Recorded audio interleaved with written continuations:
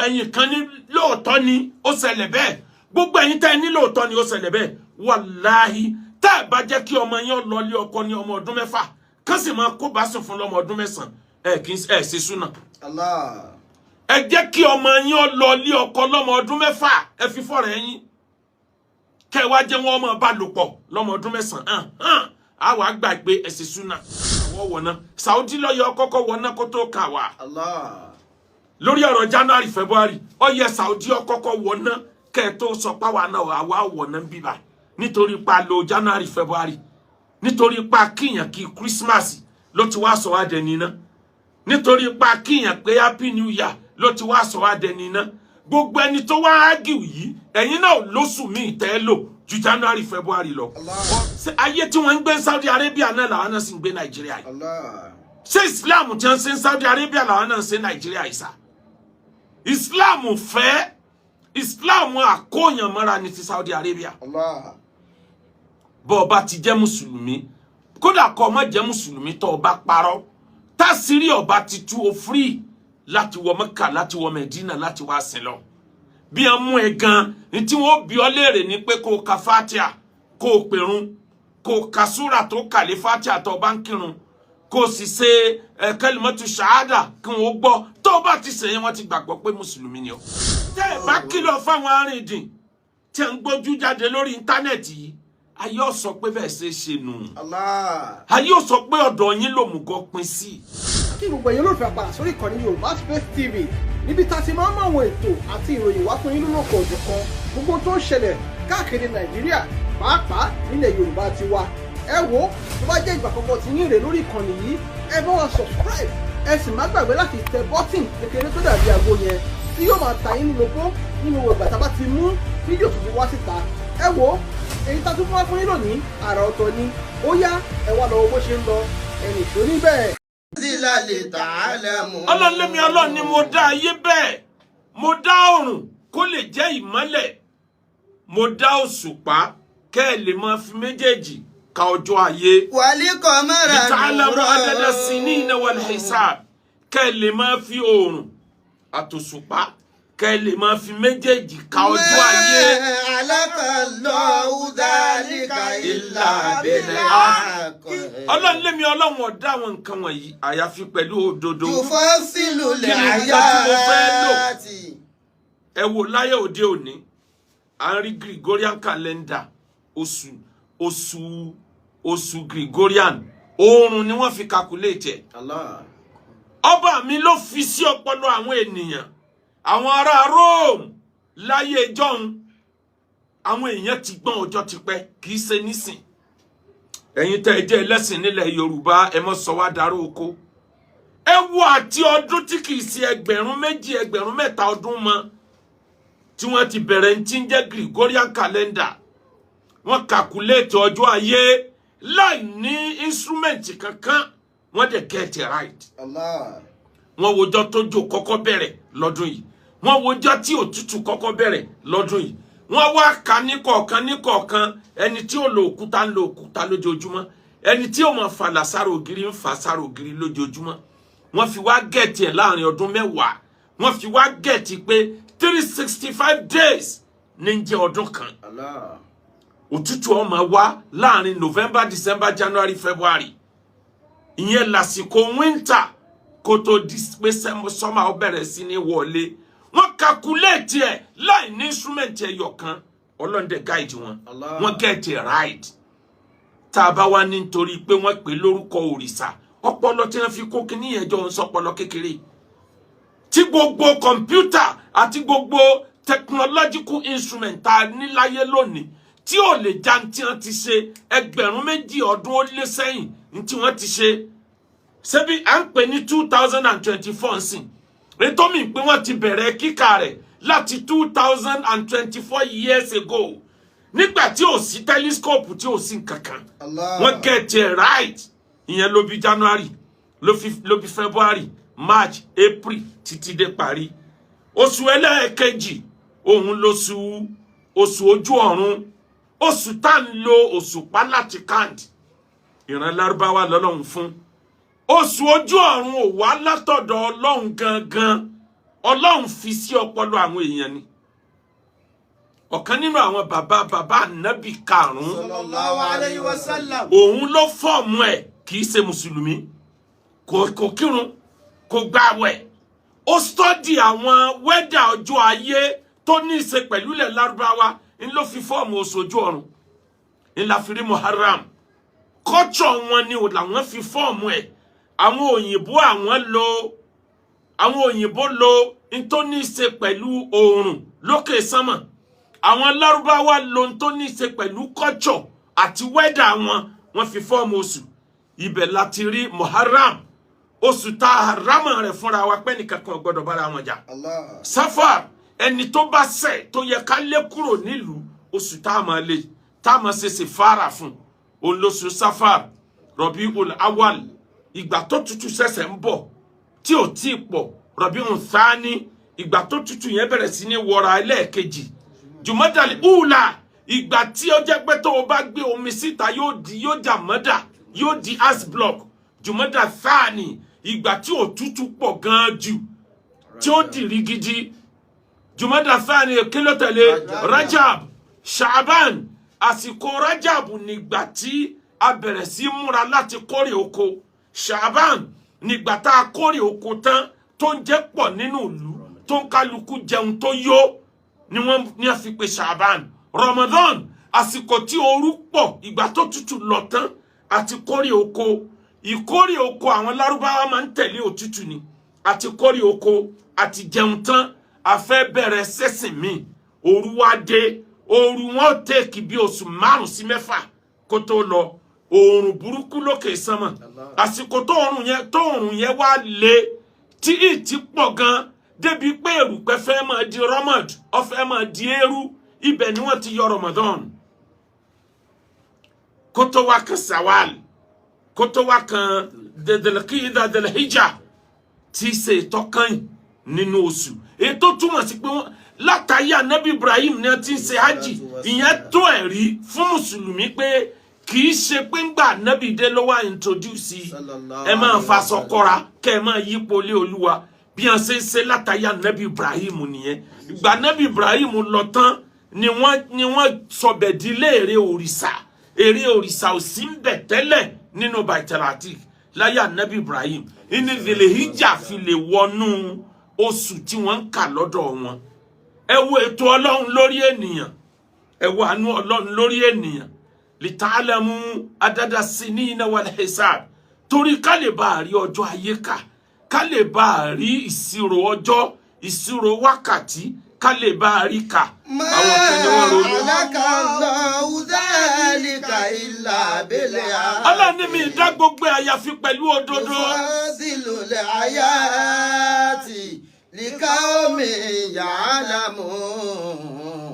Yufassilu al-ayati liqawmin ya'lamun. Kí ni nǹkan tí mo wá sọ débẹ̀? Àní kan parapọ̀ wọn máa lé. Ìrà wọn pawọ́ pọ̀ wọn máa gíyàn. Yorùbá ẹ jẹ́ ká pawọ́ pọ̀ ká ronú. Kí a máa jẹ́ wàhálà ń bẹ̀bẹ̀. Kí a máa jẹ́ wàhálà ń bẹ̀bẹ̀. Kí a máa jẹ́ wàhálà ń bẹ̀bẹ̀ o. Kí a máa jẹ́ wàhálà ń bẹ̀bẹ̀. Kí a máa jẹ́ wàhálà ń bẹ̀bẹ̀. Bó ṣe wà láàrin àwọn ilẹ̀ Rome tó wà láàrin àwọn ilẹ̀ Lárúbáwá ló wà nílẹ̀ Yorùbá náà. Àwọn bàbá wa ronú, àwọn tí wọ́n pè ní òrìṣà láàrin wọn, wọ́n fi sọ apá kan oṣù wọn. Bó ṣe jẹ́ pé àwọn tí wọ́n pè lórìṣà nínú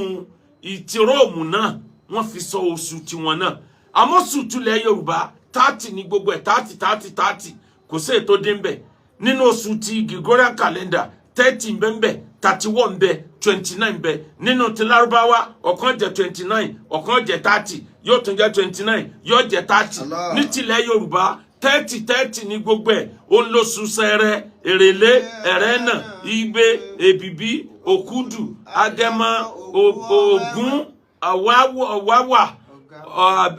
Wàràbẹ́lú, Ọ̀pẹ. 12 làwọn bàbá wa náà torí wọ́n pé àwọn náà fọ́ọ̀mù oṣù fúnra ara wọn nílẹ̀ Yorùbá kóyìnbó tó dé Allah. ni wọ́n ti ń lò kì í ṣègbà tóyìnbó dé ni wọ́n tó lò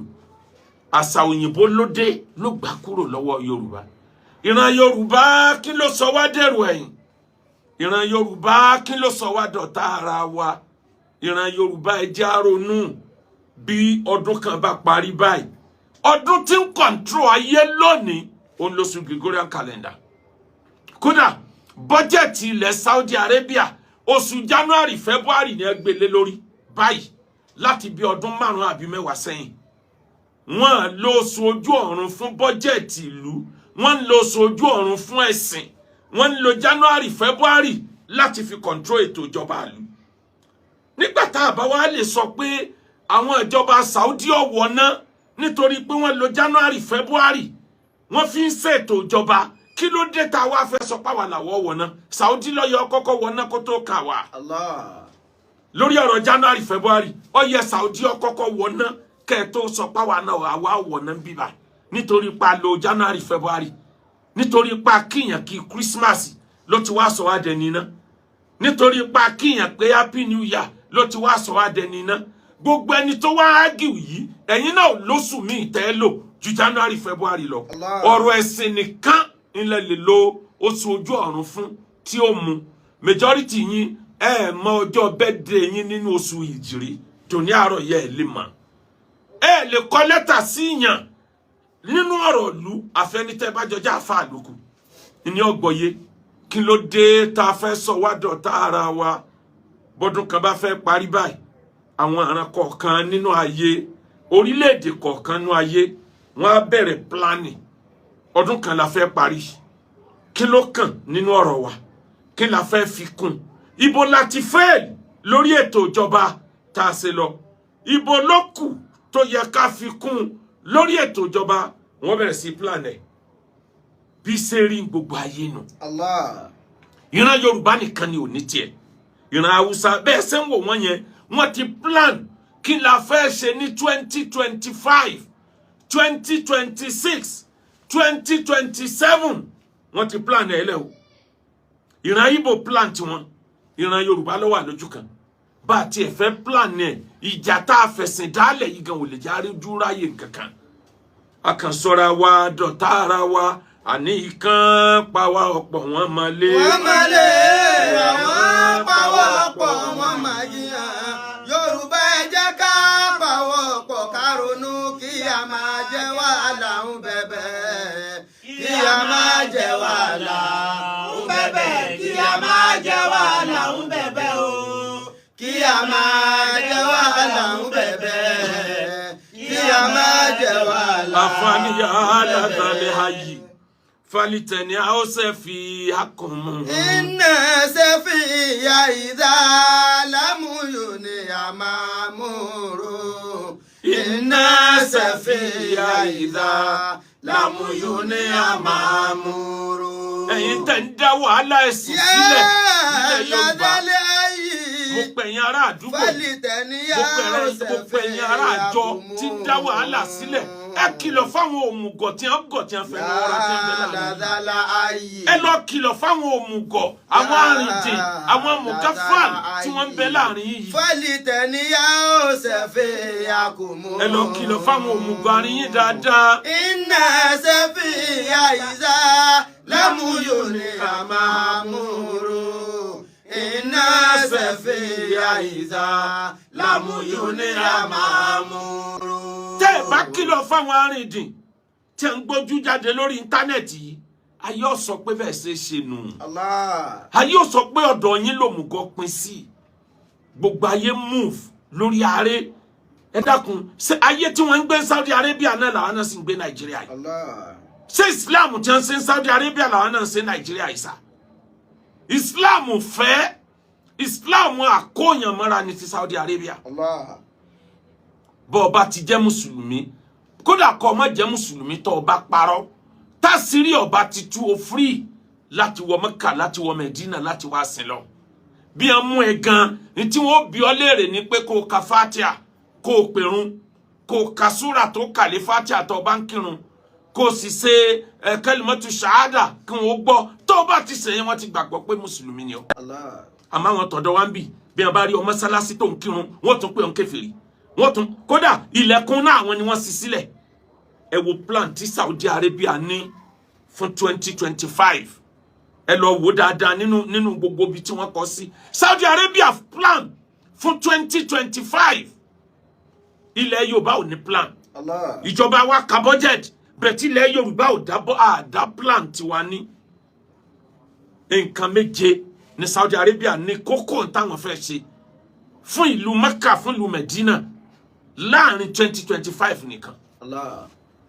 Vision 2030 tí wọ́n bá bọ̀ látijọ́ yìí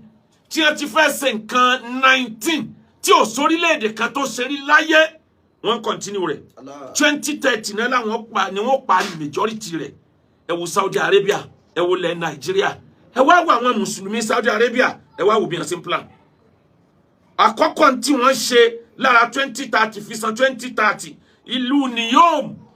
tí wọ́n láwọn ó dá sílẹ̀ ìlú tí wọ́n gbé sórí internet ìlú orí data yóò wà physical tẹ́rì báyìí bẹ́ẹ̀ tí gbogbo ń tẹ́mọ̀ sí ìlú yẹn data ni bẹ́ẹ̀ move data ni bẹ́ẹ̀ rajà data ni gbogbo nǹkan kódà bẹ́ẹ̀ wọ hòtẹ́ẹ̀lì data ni tí ò tí ì sírú ẹ̀ ní gbogbo ayé Saudi Arabia àwọn òwúwa olùkọ́ bíi tiyín yìí sí Saudi Arabia lè sọ fún pé wọn gbọ́dọ̀ ya fọ́tò Saudi Arabia tán dán ilé yìí wò níbi tí wọ́n lajú dé sáwọn lè sọ fún pé ká má ya fọ́tò lára tí wọ́n tún ṣe wọ́n dá ìlú kan sílẹ̀ sórí omi ara Vision 2030 ìlú yẹn wọ́n ń pè ní Hexagon wọ́n ṣe ọkọ̀ ojú omi tó jẹ́ pò ń lọ tóbi jù ní gbogbo ayé wọ́n wá gbé odidi ìlú sórí ẹ̀ wọ́n ní ọkọ̀ ojú omi yẹn yóò máa gbà yan 60 million tí a bá fẹ́ máa gbé bẹ̀ lẹ́ẹ̀kan náà nínú ọkọ̀ ojú omi yẹn stadium wà ńbẹ̀ fẹ́ni ó bá fẹ́ gbá bọ́ọ̀lù kẹ́lì mọ́ bí ó tóbi dé airport ń bẹ nínú ọkọ̀ ojú omi yẹn airport tí plane ti lè fò tí ó tó bá nínú ọkọ̀ ojú omi oríṣiríṣi ìlú tí wọ́n tún fún lórúkọ ńlọ wà lórí ọkọ̀ ojú omi yẹn ọkọ̀ ojú omi yẹn yóò máa yípo bóòrùn ṣe ń yípo táyé ń yípo òrùn ní kíní wọ́n máa yí díẹ̀ àwọn tó bá kọ ẹ̀gbẹ́ sí west lẹ́nìí ó lè dọ̀là kan bára wọn pàwọn ti kọ ẹ̀gbẹ́ sí east lórí omi ní Saudi Arabia tá a la àgbẹ̀sìn lọ́dọ̀ wọn ẹ wo bí tí wọ́n lajú dé ọ̀kan nínú nǹkan tí wọ́n tún plan òní Jeddah Tower wọ́n fẹ́ jowú ilé tó ga jù tí ń bẹ ní Dubai wọ́n fẹ́ jowú Burj Khalifa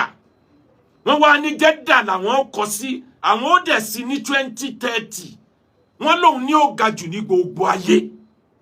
yóò ga débi pé yóò kọjá àbí tí cloud ti ń wá èyí tó mì pé àwọn kan wà nínú ilé tí wọ́n fẹ́ kọ́ yẹn òjò ní máa débẹ̀ ibi òkè rẹ̀ lọ́hùn ó ti kọjá bí òjò ti wá Saudi Arabia náà ni o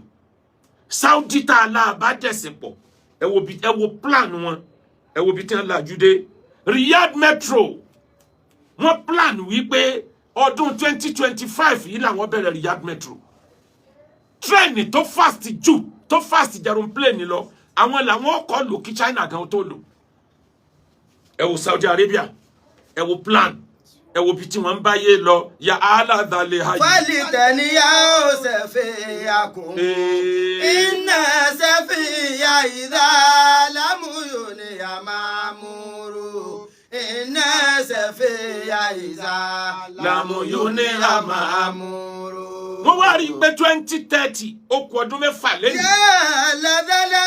Saudi Arabia tún gbéra tán bí ajá fọ́. wọ́n láwọn ò tí ì parí Vision 2030 àwọn ń lọ sí Vision 2040 wọ́n fẹ́ plan sílẹ̀ dé 2040 èyí tó túmọ̀ sí pé ọdún mélòó ló máa jẹ́ yẹn bíi 16 years lẹ́nìí wọ́n fẹ́ plan sílẹ̀ fún lára tí Saudi Arabia plan sílẹ̀ ni pé kó tó di 2040 ilẹ̀ Saudi Arabia gbọ́dọ̀ dénú òṣùpá àwọn fẹ́ dénú moon kó tó ara Vision 2040 Saudi Arabia. ibẹ̀ lẹ́yìn tí jà sí fọ́tò. iná sẹ́fìyà ìzá lámúyò ní àmàmúrò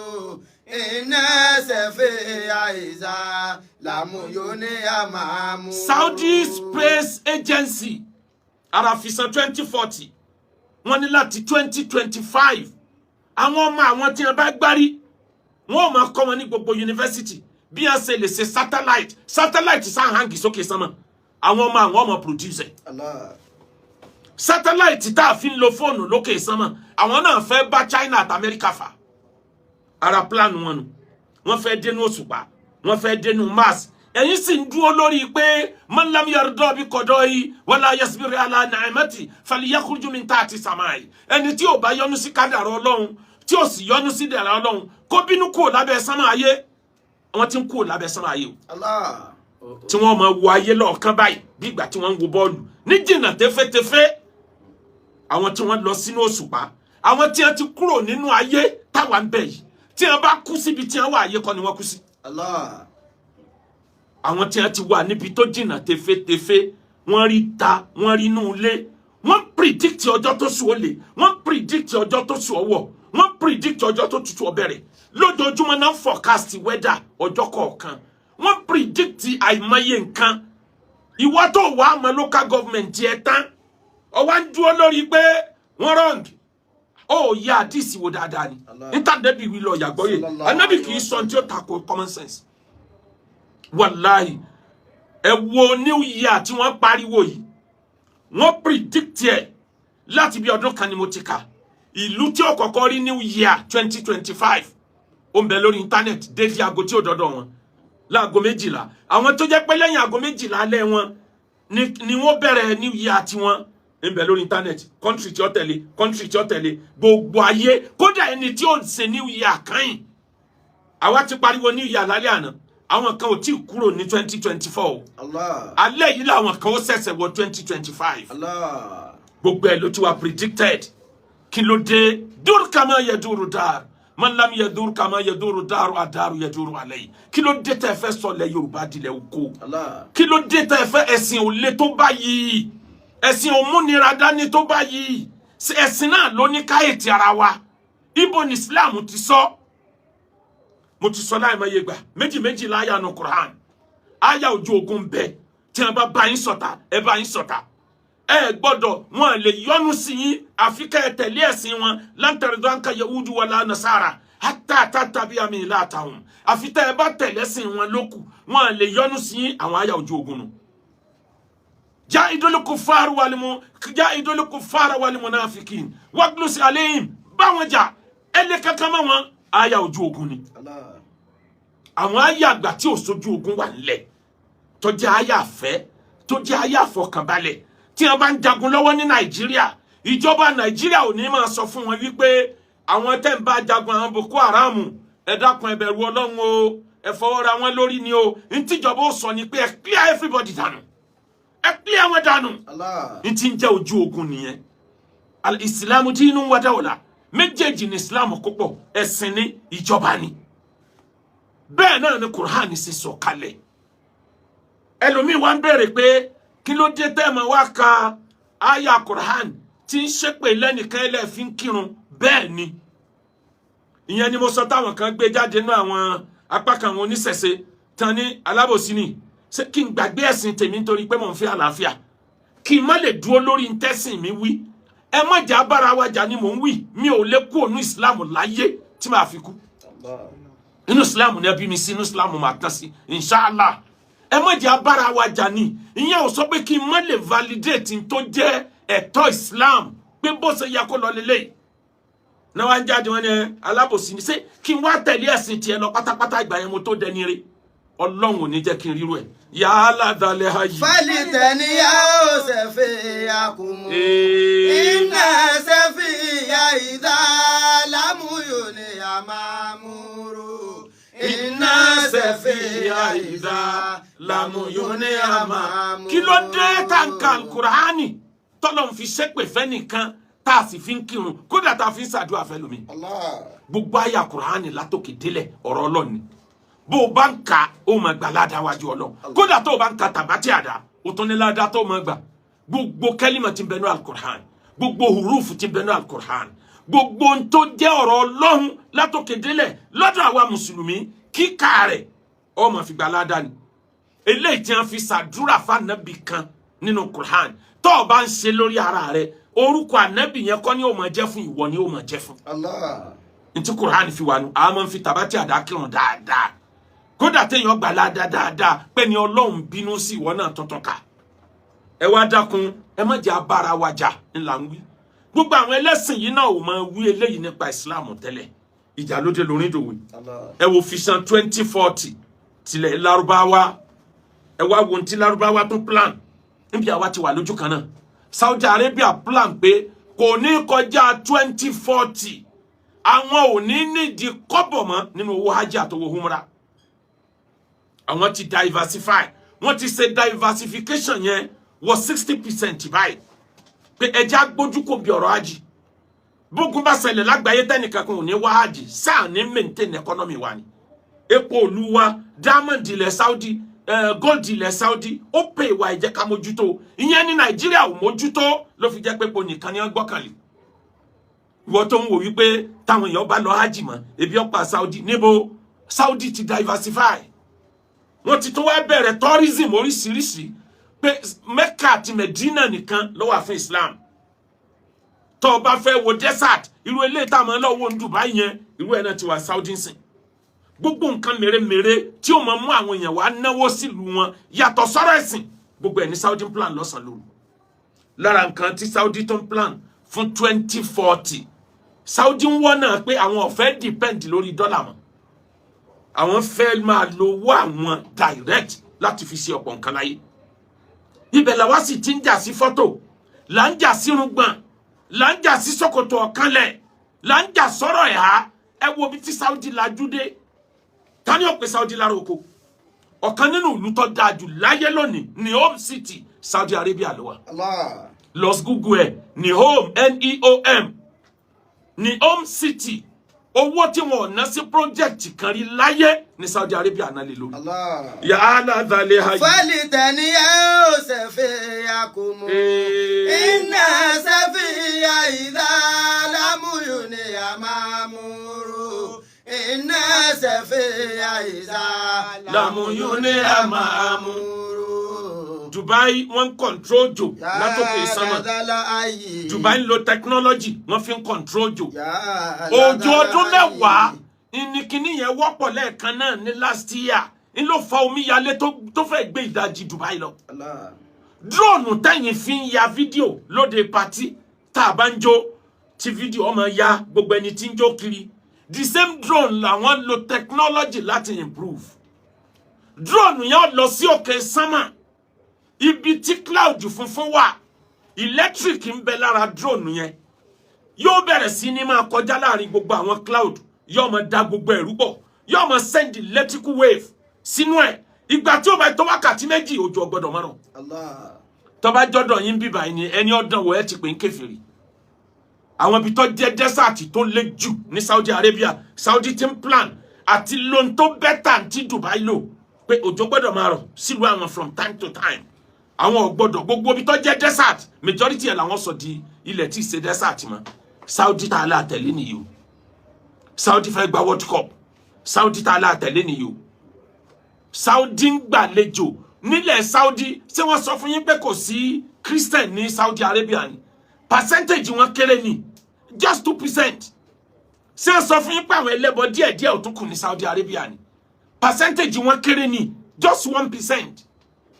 wọ́n torí ẹ̀ pa wọ́n jọ ń gbé ni kí ló dé tẹ̀yìn ní ká dọ̀tá àwọn tí wọ́n jẹ́ ẹlẹ́bọ àwọn tí wọ́n jẹ́ traditionalist kí ló ń dé tẹ̀yìn ní ká dọ̀tá Christian kí ni a ṣe fún wa Quran ní láyé ni akumullahu anil ladina lam yuqatilukum fi din èmi Ọlọ́run ní kẹ́ má bá wọn ṣe lálàáfíà àwọn tí wọn ò bá yín jagun ṣé Christian bá wa jagun ni tẹ́ fi dá wàhálà lẹ̀ ṣé traditionalist ń bá wa jagun ni tẹ́ fi dá wàhálà sílẹ̀ méjì ni alùsùnà àwọn tí wọ́n jẹ́ original wọ́n ti lọ wọ́n ṣẹ́kù láyé dòní pẹ̀lú àkídà àlàáfíà àwọn alùsùnà kan àwọn alùsùnà kasongo yeye kasongo ó ní wọ́n pè ní alùsùnà 1990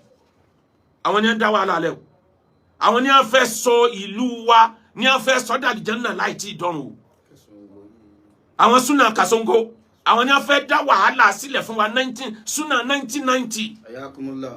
wallahi àwọn ni wọ́n fẹ́ sọ wá dọ̀tá ara wa mùsùlùmí kì í ṣọ̀tá Christian mùsùlùmí kì í ṣọ̀tá traditionalist tíjà bá dé àmọ́ wá lo àyà pé ọ̀tá ni ọ́ àmọ́ àbára wa jà àpara wa lọ́mọ àdóra wa nílé kí ló fẹ́ sọ wá dọ̀tá.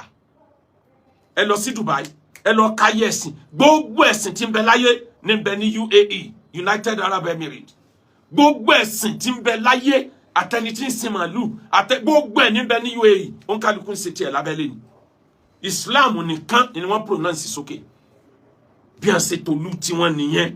wọ́n dẹ̀ ń tibẹ̀ achieve ń ló sọ Dubai tó wà ní desert ló sọ di ọ̀gá tourism mọ́ gbogbo ilẹ̀ Lárúbáwá lọ́wọ́ torí pé wọ́n fààyè gbàlejò kí ló dé tá dọ̀tá a pè pàdé àlàáfíà láàrin gbogbo ẹlẹ́sìn àti ìparí ẹ̀ ti bẹ́ síta kí ni nǹkan yín lára sọ́nà business yín fẹ́ dì ní ẹ̀yin Kasongo Sunna ọ̀nà business ọ̀nà àtijọ́ àti mú yín fẹ́ dì ní tíra tẹ́ ń kà jáde sẹ́yìn lẹ́kọ́ ni yàtọ̀ fún Quran yàtọ̀ fadis sẹ́yìn lẹ́ ń ka gbogbo àwọn tíra ẹ̀yin lẹ́kọ́ ni kí ló dé títí yín le tó báyìí torí Ọlọ́run adìde ta ìdìde ẹ ti bẹ̀rẹ̀ èpè ẹ ti bẹ̀rẹ̀ ebú ta lànàbì bú ta lànàbì ṣépè fún ta lànàbì fi ṣẹ̀sìn torí ọ̀rọ̀ ẹ̀sìn ẹ dárúkọ ẹ jẹ́ ká mọ̀ Christian wo traditionalist wo lànàbì fi ṣẹ̀sìn tabati yada abi láàbì tó wà ní Quran ẹ máa dánwò tí arákùnrin yẹn fi kan ànábì ni tá ànábì ọ̀lẹ́ni tí ó gbìjà ẹ̀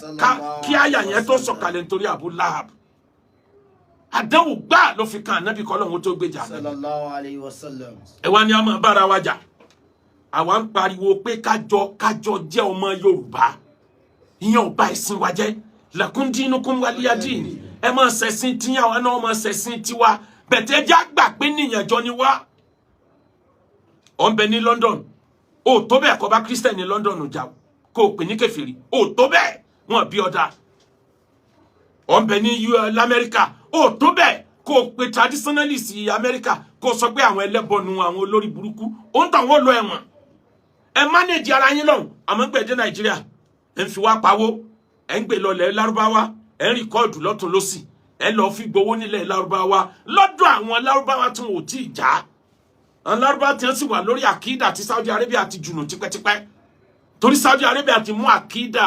ènìyàn lènìyàn ènìyàn ní gbogbo wa yàrá zalẹ̀ ayé. falitaniya o sefiya kumu inna sefiya iza lamuyuni amamuru inna sefiya iza lamuyuni amamuru. ibi tẹ́yìn tí ń sọ pé ká máa bára wa jà pílánù mẹ́rin tó ṣe kókó l'Amẹ́ríkà ní fún lu ẹ̀ lọ́dún ọ̀kan nínú ẹ̀ ni pé gbogbo ẹni tó bá ti wọ̀lú àwọn kò ní freedom àti rìn falala láì jẹ́ pé nìkan embarrass ọ̀kan nínú mẹ́rẹ̀ẹ̀rin then ọ̀rọ̀ family Amẹ́ríkà láwọn fẹ́ mójútó ní 2025 majority ọmọ ló ti ń yá yàkúyà àwọn fẹ́ improve àwọn fẹ́ upgrade the family institution káwọn ọmọ àwọn ó lè bá lẹ́kọ̀ọ́ ẹ wo bóyìnbó ṣe ń ronú Amẹ́ríkà wá ní 2025 no 2035 tó kù ọdún mélòó lẹ́ni tó kù ọdún mẹ́wàá lẹ́ni wọ́n ní America ní the first human being tí ó kọ́kọ́ wọnú Mars àwọn ti program ẹ̀ sílẹ̀ ìrìn àjò tí a ń sọ tẹ́lẹ̀ pé tí ó bá lọ planet Mars tí ó kú nínú ayé pátápátá tí ó rìn ìrìn àjò kìlómítà tó kọjá 1 billion kilometers àwọn gbà pé oṣù méje ló tọ́ àwọn fi wà nínú spacecraft kó tó lè dé Mars ayé kan tó ti parẹ́ tọ́lọ́run ti parẹ́ tí ò sí kankan bẹ̀ mọ́ àmọ́ tó tútù bẹ́ burú ju táyé lọ tí ò dẹ̀ sátẹ́gùn tá a mì sí mú ń bẹ̀ òyìnbó láwọn gbé bẹ́ àwọn create àtẹ́gùn wọ́n ti wá ṣe Elon Musk ti bá wọn ṣe spacecraft instead oṣù méje ọjọ́ méje ni wọ́n fi máa rìn báyìí Allah. spacecraft yẹn ó ní táwọn bá parí iṣẹ́ lórí aeroplane yẹn ìlú London sí Nàìjíríà ìrìn 1 hour ní ọjẹ́ instead wákàtí 6 àti 40 minutes Saudi Arabia sí Nàìjíríà 35 minutes níbi tí ọmọ sáyẹrẹ burúkú dé faster than speed faster than light faster than sound ní spacecraft tí wọ́n ṣe tán fẹ́ convert ẹsẹ̀ aeroplane nísìn àwọn kan nìyẹn sí ayé tá a jọ wà yìí náà làwọn eléyìí dẹ́ wàsá iná ò lọ lọ́dọ̀ wọn ò rí payà ogun gàrí ò wọ́n bó sì wọ́n rówó rà ìrẹsì ò wọ́n freedom wà o lè jáde láago kan òru life ní fi àpẹ́ nìkan kan challenge sí ayé tá a wà yìí làwọn náà sì wà àwọn yìí ọ̀wá máyé kankan kí ló dé tẹ̀yìn fẹ́ pa wá nítorí ọ̀rọ̀ ẹ̀sìn tí n bá bàbá Yẹmí Ẹlẹ́bùúbọn ya fọ́tò kí làdánwò ayé tiẹ̀ ṣebí wọ́n ló láwọ̀ náà kì í sáà ṣe wọ́n ló dáná ẹ fi wá lẹ̀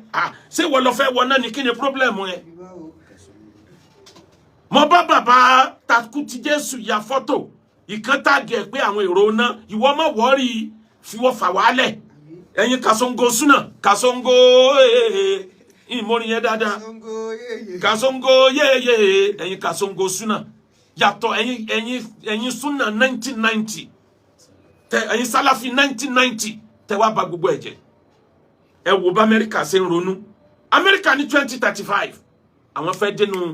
Mars Amẹ́ríkà wá ní January 2026 àwọn kó ènìyàn tí wọ́n pọ̀ fún ìgbà ẹlẹ́ẹ̀kejì níjọ́ tí Amẹ́ríkà ti lọ ní òṣùpá tí wọ́n ti bọ̀ ẹnì kankan ò tí tóun lọ wọ́n rán rọ́bọ̀tì lọ ni àwọn wá ṣetán láti lọ padà báyìí ní January 2026 NASA approve ẹ̀ pé àwọn ò jẹ́ kán mọ̀ pé àwọn làwọn control gbogbo sánmà ayé tá ń bẹ́ẹ̀ yìí ọ̀kan nínú ìràwọ̀ tí ń bẹ ń sánmà níbi àwa náà wáyé gbogbo ìràwọ̀ tẹ́ ń rí sánmà tó tàn tíntìntín èyí tó tóbi ju ayé wa yìí lọ tán 100 bẹ́ẹ̀ Allah. ayé yìí náà lásìjọ wà àwọn tẹ́yìn sọ pé wọ́n wọ náà yìí wọ́n gbé kíní kámẹ́rà kan dìde tó lè fly fúnra ẹ̀ láti 1977 ló ti wà lórí ìrìn àjò Allah. wọ́n láwọn fẹ́ wo gbogbo ntọ́lọ̀ ń dá sókè sánmà ó kú láyé tiwa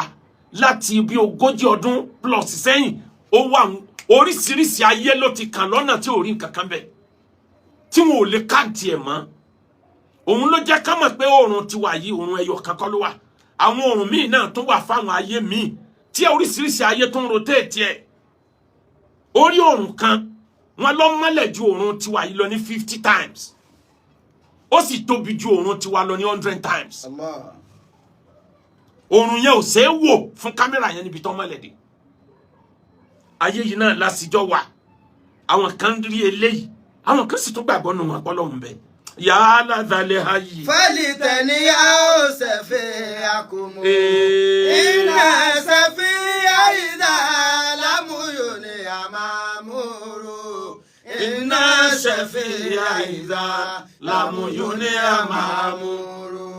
ẹ̀yin ò rí nǹkan kan create fún wa nílẹ̀ Yorùbá àfikẹ́ divide and rule tactics business lẹ́ ń ṣe kì wàláhì bẹ́ẹ̀ bá rí ẹlẹ́sìn kan tí ìrànjú tí ìràn mú fò business ní í ṣe Ọlọ́run ò burú tó báyìí Ọlọ́run ò le tó báyìí ọmọ wípé ẹ̀dá Ọlọ́run tí wọ́n ń sọ̀tì yẹn ìbínú ni fún Ọlọ́run pé òun ń sọ̀tì ẹ̀dá rẹ̀ ènìyàn jọ Ọlọ́run lójú kan ńgbà ọ̀kan ó sì wí ó ní ọlọ ṣèpàdé àwọn kèfèrí tá a yàn ọ́ èmi tí mo jẹ́ olórí tọ́lọ̀ ń ṣe ní olórí jihad gbogbo ilẹ̀ Yorùbá pátá state tá a ti níyàn pẹ́ẹ́pẹ́ láti ní 100 àwọn àfa èmi wá ń sọ̀rọ̀ ìwọ tó jẹ́ pé local government kan ni wọ́n ti yàn ọ́ lóyè tí local government yẹn ọ̀kọ́fà tàṣẹ̀rẹ̀ ọ̀kọ́fà gbogbo Ọ̀ṣun kọ̀kọ́fà Ọ̀ṣun àtọ́ mo ti clear yẹn ti pẹ́ pé ẹ má pèrè ayé ní of Yorùbá land ta ló yàn yín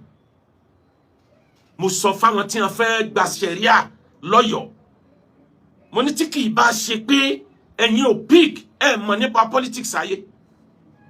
ìlú kan nílẹ̀ Yorùbá ó fẹ́ sọra ẹ̀ di Ìlọrin tuntun fúnlẹ̀ Yorùbá irú agenda yẹn ni ẹ gbé lọ s'Ógbómọ̀ṣọ́ tá a gé ọwọ́ wọn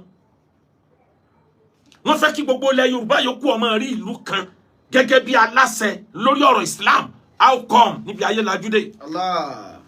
mo sọ fáwọn àtọ̀yọ́ ní gbogbo ilẹ̀ Yorùbá Ọ̀yọ́ empire ní Islam kọ́kọ́ wà ibẹ̀ ni a ti ń pè wọ́n ní ìmọ̀le ìlú tiyín ní Islam kọ́kọ́ wọ̀ even kó tó délé Haúsá kí Usman Dafodio kó tó gbé jihad dé ẹ̀yin lẹ wá ń lọ ṣe meeting ní sharia nílùú kan lẹ́ẹ̀mejì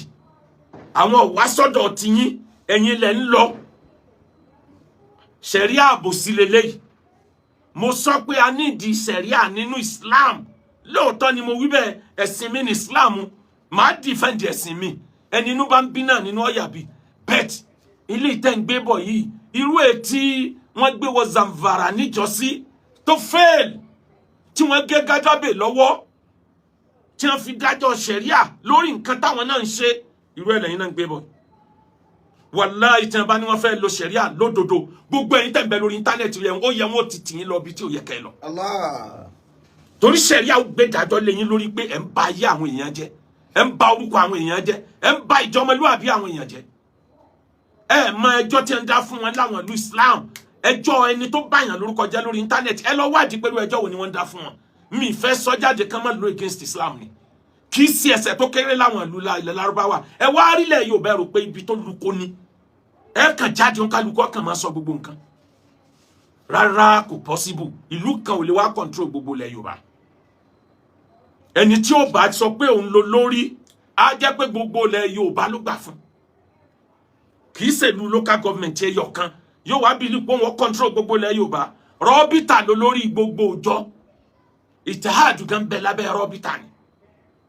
bàbá wa ọba Àwùjalẹ̀ bàbá wa Akílẹ̀ tilẹ̀ Ìjẹ̀bú òun ni ọba gbogbo ọba ilẹ̀ mùsùlùmí ilẹ̀ Yorùbá tó wà recognized láìsí iyèméjì ń bẹ ẹ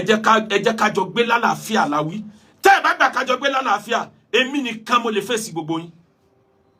èyí tí mo ṣe níjọ́sí tí mo sáré withdraw mo wò pé wọ́n ti ń lo against Islam ni àmọ́ tẹ́ ẹ bá ń bá lọ kéèsì yẹn kan bẹ́ńlẹ̀ tí mo bá yín tọ́jú pamọ́ o mo ti petition tẹ́lẹ̀ tí mo ti bá yín tọ́jú ẹ̀ pamọ́ àwọn Kasongo Sunna yín náà ni ọkọ̀ wa bá ṣe máa fight Àwùjáde ibi mo bá ti gba gbogbo orúkọ tó o pè mí tí mi ò bá wéra wà ní kò ní kí n má mọ ẹni tí mo jù lọ lọ́jọ́ orí àwọn kan wéra wà ní tí wọ́n tún look young nínú ẹ̀ ẹlòmí ò ní ti débi kan tí ó ti dàbí arúgbó lábẹ́ ra wà ní.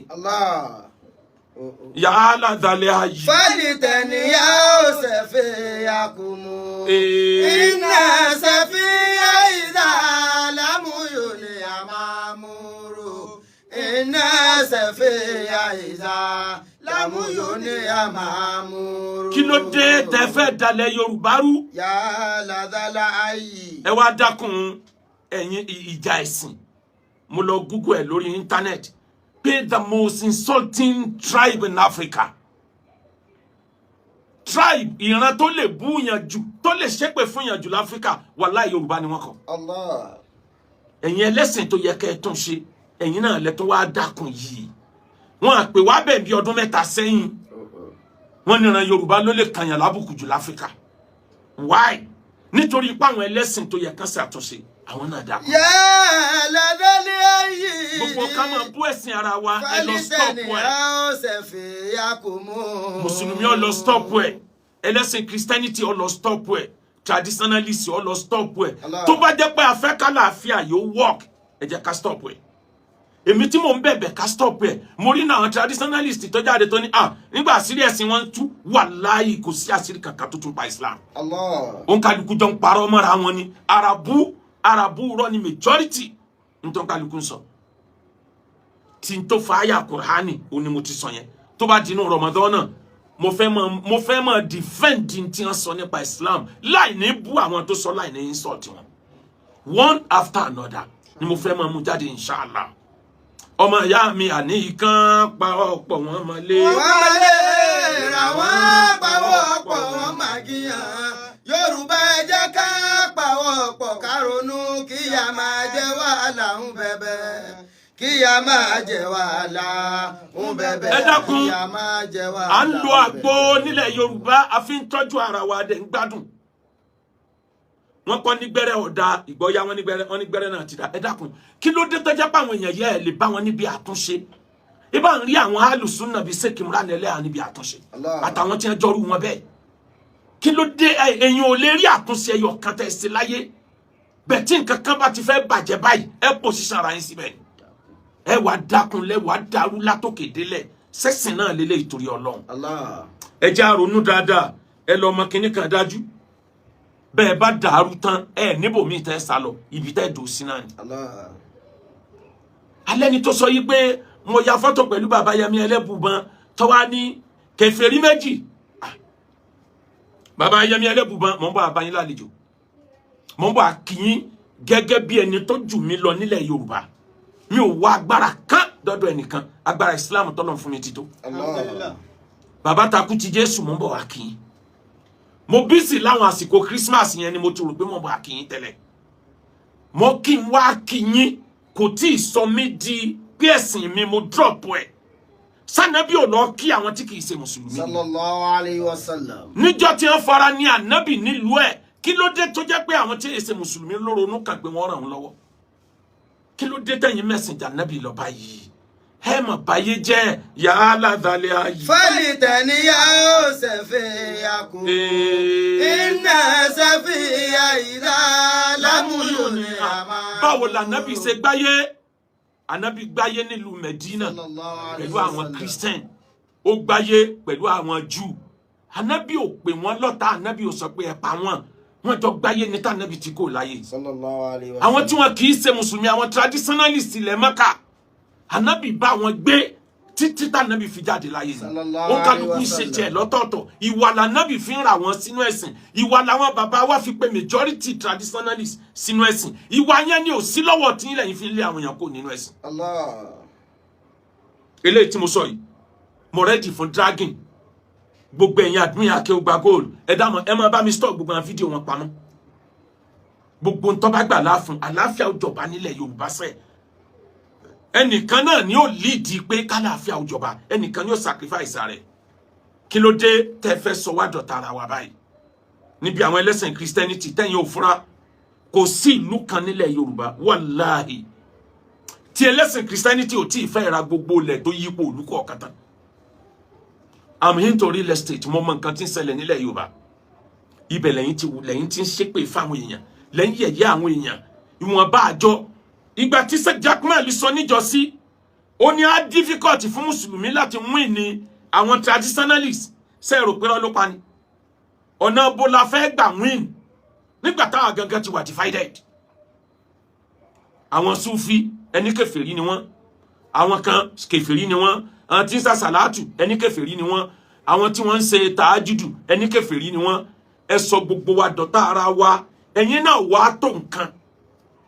mélòó lẹ́yìn gan tẹ́ sọ gbogbo wa dọ̀tá ara wa yìí ẹ sì bẹ̀rù Ọlọ́run man kana yarju liqa'a rabbih falyamal amalan salihan wala yushrik bi'ibadati rabbih ahada ẹni ó bá mọ̀ pé wọ́n pàdé Ọlọ́run níjọ́ kan iṣẹ́ rere ni kọ́kọ́kọ́ ṣe kó sì má da ẹ̀sìn pọ̀ wàláhì mi ò da ẹ̀sìn pọ̀ wàláhì mi ò da ẹ̀sìn pọ̀ wàláhì mi ò ń bá wọn lọ jọ́sìn ní church but mo respect wọn wàláhì kò sí babaláwo tó lè jáde pé mo gba atare lọ́wọ́ òun rí láyé kò ṣẹlẹ̀ rí but mo respect wọn àwọn náà dẹ̀ gbọ́dọ̀ respect ẹ̀sìn tèmi náà ìyẹn láfi lè jọgbá ayé yàrá dalẹ̀ ayé. fẹ́lì tẹ̀níyà ó ṣẹ̀fẹ̀ yakú. ọwọ́ aeroplane ọ̀mẹ́ni tí ń wọ aeroplane bí kèfèrí ni ó sì jókòó confidently ó sì délẹ̀ Yorùbá ó hẹ́ẹ̀tì ẹlòmíì tí ó kì í ṣe mùsùlùmí ẹgbẹ́ rẹ̀ ó ń pè lọ́tà ó ń bú gbogbo ẹ̀yin tẹ́ ẹ máa ń gbèjà Akeugba Gold Ọlọ́run ó gbèjà yín dọjọ́ alẹ́ èmi ò rí bí kan tí wọ́n ti bú mi tẹ́ kí n kò bò wọ́n right and left ẹlòmíì ní ọ̀sáfẹ́ káwọn èèyàn ọmọ yẹn wọn ni kí ni wọ́n ń ṣe tí wọ́n fi máa ṣépè fún wọn sí tí n bá ṣe ń tó dáa ara yóò yìn mí àwọn èèyàn ò gọ̀ débi kán máa appreciate ń tó dáa yíyìn yẹn wá kọ́ ni mo need torí kò mú 1 penny wálé fún mi òun kọ́ ló ń jẹ fún family mi lórí table èmi ò need gbogbo ẹ̀yìn yẹn mo ń ṣe tí mo rò pé yẹ kí n ṣe títàn ó fi kàn tó dáa nípa mi ni ìwọ tí wọ́n ń ṣépè fún ọ gbọ́dọ̀ lọ yẹra ẹ wò kí ló ṣe sẹ́sìn náà ló gbé dání tí wọ́n fi ń ṣépè fún ọ tó báyìí ànábì ò forí gbèpè sẹ́yìn ṣe ń forí gbèpè ya aládàlẹ̀ ayé. fẹ́lì tẹ̀níyà ó ṣẹ̀fẹ̀ yakú. iná ṣẹ̀fẹ̀ àyíká lámúyù ní àmàmúrò. iná ṣẹ̀fẹ̀ àyíká lámúyù ní àmàmúrò. àsìkò tó yẹ ká fún bàbá Tinubu ní ìmọ̀ràn ṣebí ni bàbá Tinubu kó rẹ̀ sí palliative jáde ẹ̀yin lẹ́mọ̀ gbà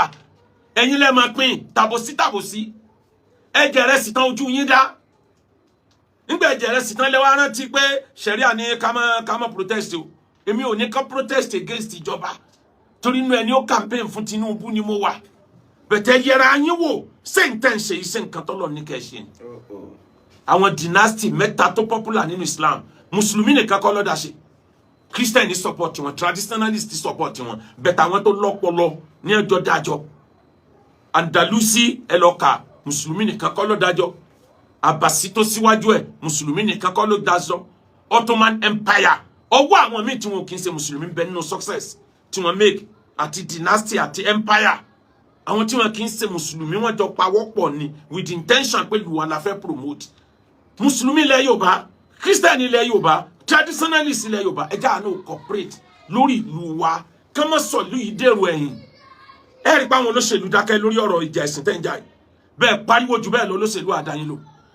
Torí wọ́n ti mọ̀ pé instrument táwọn ó lò lásìkò ìbò ńlẹ̀ ti create yìí. Tó bá continue bẹ́ẹ̀ dásìkò bò wàláhì olóṣèlú á máa fi wá bára wa jà ní àti Muslim àti Christian. Ẹni tí ò kírun rí ó ti bẹ̀rẹ̀ sí ní wúrúgbọ̀n nísìn. Tọ́rọ mọ̀ pé mùsùlùmí easy láti full. Ọba ti déwájú wọn tó nírùngbọ̀n tó ní assalamu alaikum. Alaikum salam yín ọmọ ìyá mi nínú ẹ̀sìn. Ọmọ ìyá yín lóde yìí o. Èèyàn díẹ̀ ni ó lè pick pé ọmọ ìyá lọ́dún wo sọ́dún wo. Ibo ló ti ń kírun, bo ló ti ń gbààwẹ̀. Ká dìbò fẹ́ni torí ẹ̀ pé tí a tún country yìí ṣe. Ó bẹ́ẹ̀ ju ká máa fẹ̀sìn dìbò lọ. Ẹ wo bàbá Tinubu, ẹ wo bí tí ń bá Nàìjíríà lọ. Ẹni ó bá lóye tó ní làákàyè yóò mọ̀ pé pẹ̀lú ìyọ̀dá ọlọ́ngbà tí ó bá di 2027 Nàìjíríà ó stabilize padà. Gbogbo jẹkújẹ tí wọ́n ti kó jẹ tí wọ́n ti jẹ Nàìjíríà lájẹpin lòun wà ń fún wa bí aṣọ kó lè bá dákínní ń padà sáàyè ẹ̀.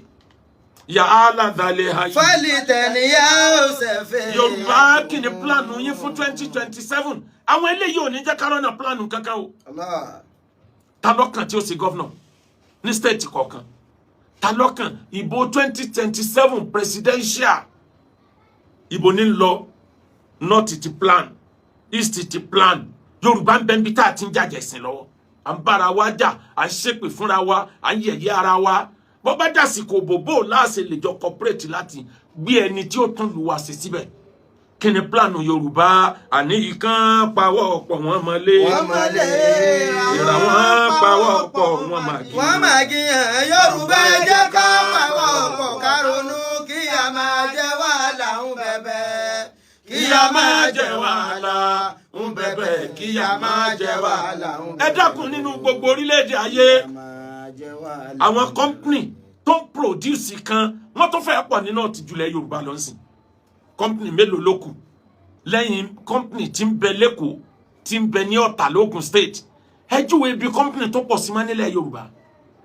Kí ló gbé gbogbo company wa lọ? Kí ló dé tá a lè dúró lé ìjọba lọ́rùn? Kòkó ni wọ́n mọ̀lẹ̀ Yorùbá mọ̀ tẹ́lẹ̀. Yorùbá ò lè produce kòkó mọ́. Yorùbá ló kọ́kọ́ ń lead níbi charcoal èédú produce. Ilẹ̀ Haúsá ní produce èédú jù nísìn. Yorùbá ló ní gàrí, èdè Yorùbá ní gàrí látilẹ̀. Ilẹ̀ Haúsá ti ń ta gàrí fún wa. Ilẹ̀ Haúsá ń ta rẹsì fún wa. Ilẹ̀ Haúsá ń ta iṣu fún wa. Ilẹ̀ Haúsá ń ta ẹ̀wà fún wa.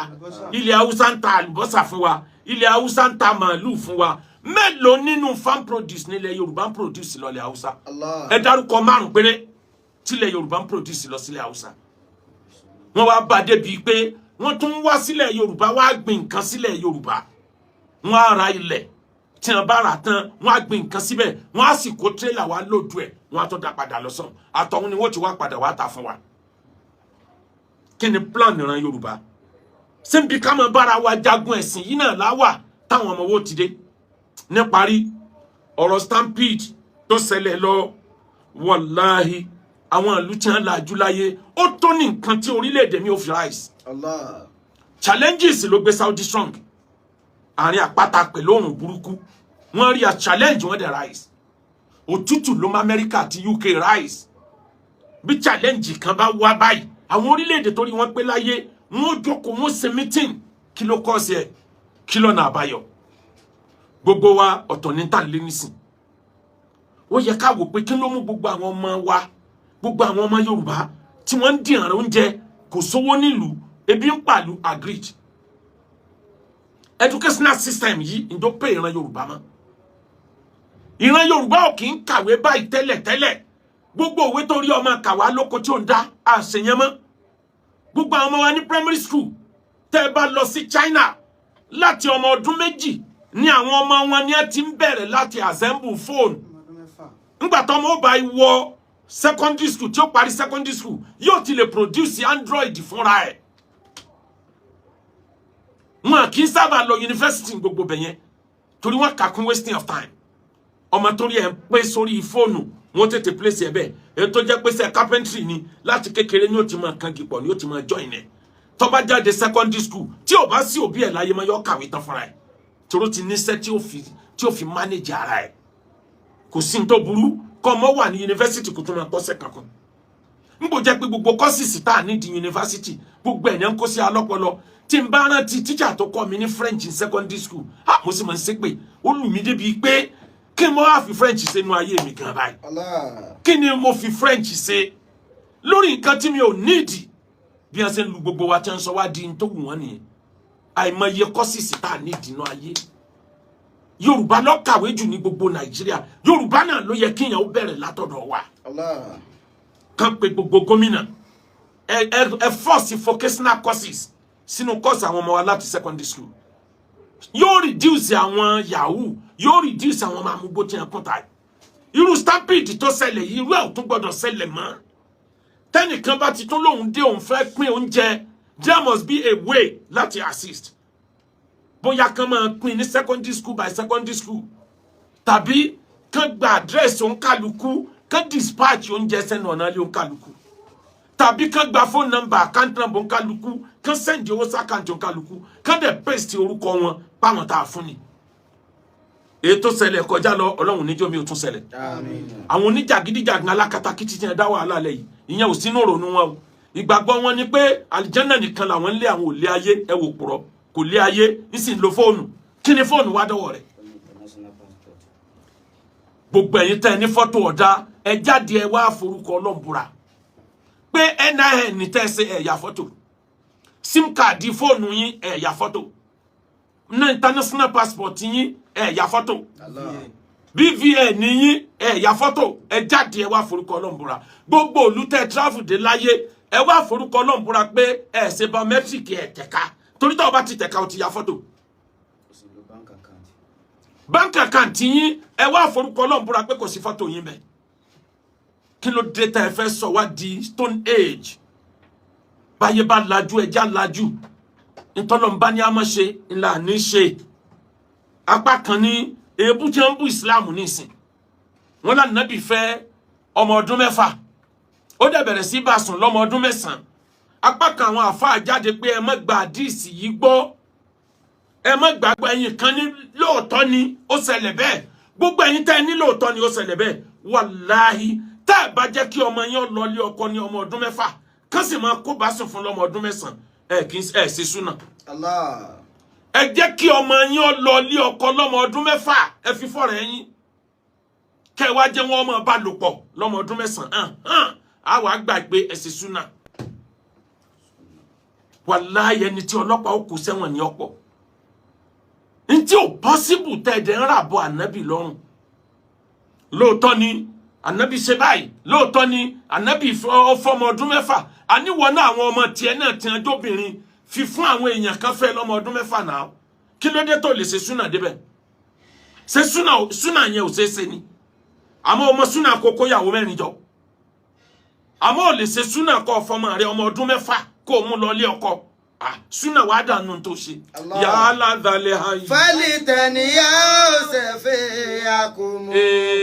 iná ṣẹ̀fìyà ìdá lámúyù ní àmàmúrò iná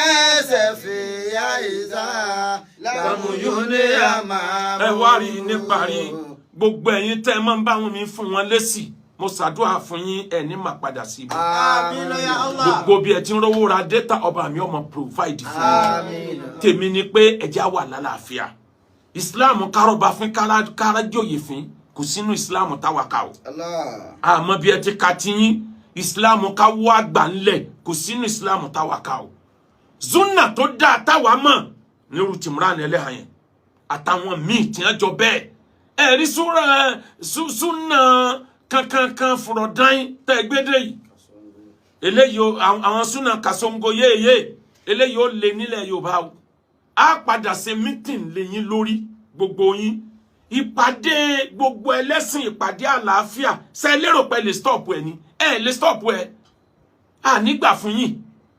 àtẹ̀yìn àtàwọn tí wọ́n ń ṣe business pé kí lu kan control ẹ Yorùbá à nígbà kò possible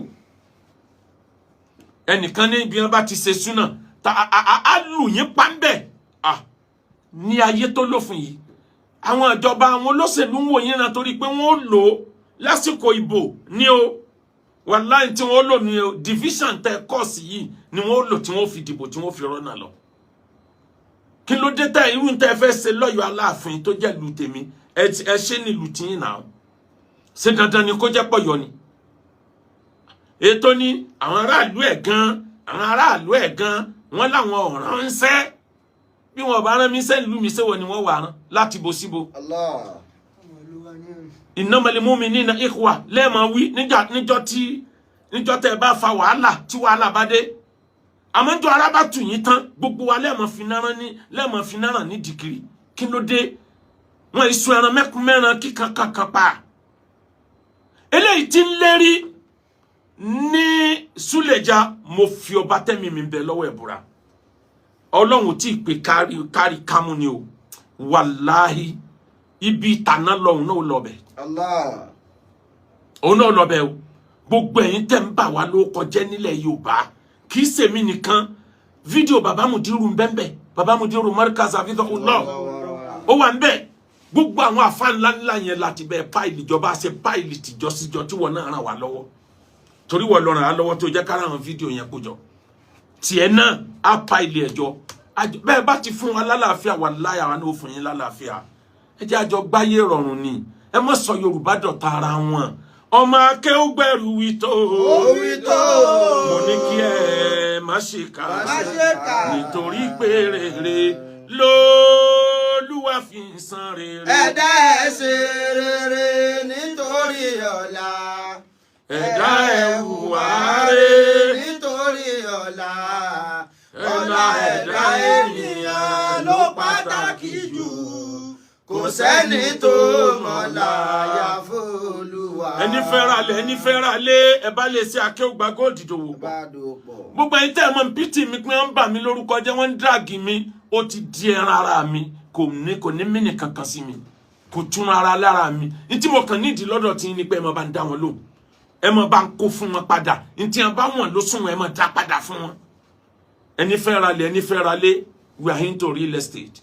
I need thousands acres of land along Ibadan Lagos Expressway àti along Ìṣẹ̀yìn Ibadan Road. Ọ̀nà mẹ́ta láti ní along Ibadan Ìṣẹ̀yìn Road. Ilẹ̀ tó jẹ́ ní tó dẹ̀ ní document ni. Ó wúlò fún farming, èyí tó wúlò fún company ńbẹ, èyí tó dẹ̀ wúlò fún commercial náà ńbẹ. A ní gbogbo ẹ̀ bẹ́ẹ̀ la ní nígboro. Àjì 2025 ẹ tẹ̀lé iléeṣẹ́ wa. Ẹ gbádùn àjì yín dọ́ba. Umura Ramadan mo ń fún gbogbo ẹni ó fẹ́ lọ ṣe umrah Ramadan nímọ̀ràn ẹ tètè gba fisa yín sílẹ̀ nísìn ntí Saudi ṣe ní last year àwọn repeat ẹ lọ́dún yìí o wọ́n ti bẹ̀rẹ̀ sí issue fisa Ramadan báyìí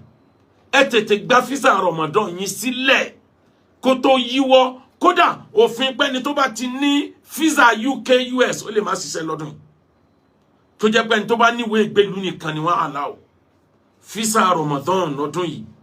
Ọlọ́run ní jẹ́ kó nira fún wa o. Àmín. Bákan náà ẹni wọ́kọ̀ ẹni wáyà ẹ text message tàbí kẹ́ lu WhatsApp number 0057 81 81 80. Ẹ mọ̀ ọmọ yín wálé ẹ̀kọ́ wa àti ilé kéwu wa àwọn ọmọ náà lálùbáríkà jà wá náà lọ 0057 81 81 80 0035066 122. Pẹ̀lú ògo Ọlọ́run látọ̀la lọ. Ama record gbogbo ẹ subhana rabbika rabbil izzati amma yasifun wa salamun alal mursalin walhamdulillahi rabbil alamin.